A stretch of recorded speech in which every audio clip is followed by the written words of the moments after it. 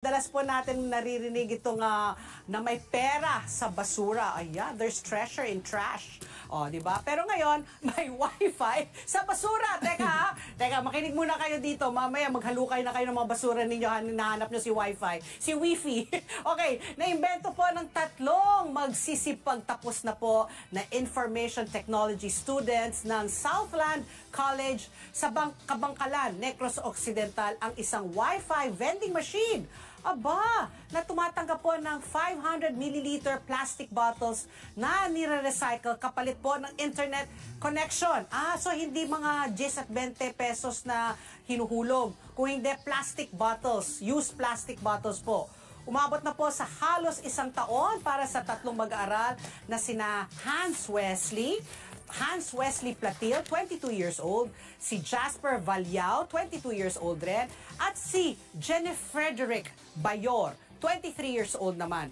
Bago po nila nakumpleto ang Wi-Fi vending machine para po ma-operate nila gamit ang plastic bottles.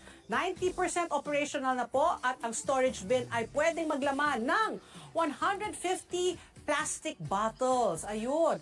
Naging hamon sa tatlong mag-aaral ang kakulangan nga sa oras para balansehin ang kanilang pag-aaral, pera para sa proyekto na umabot po sa halos 30,000 pesos at ang paggawa po ng system para sa data accuracy.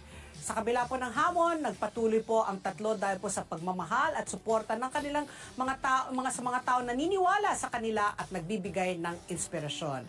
Bagamat may prototype na, kailangan pa po nilang pag-aralan para ma-upgrade ang system at matanggap ang lahat ng klase uri ng plastic bottles kapalit po ng Wi-Fi credits bago nila pong gawing opisyal ang pagsasapubliko po nito.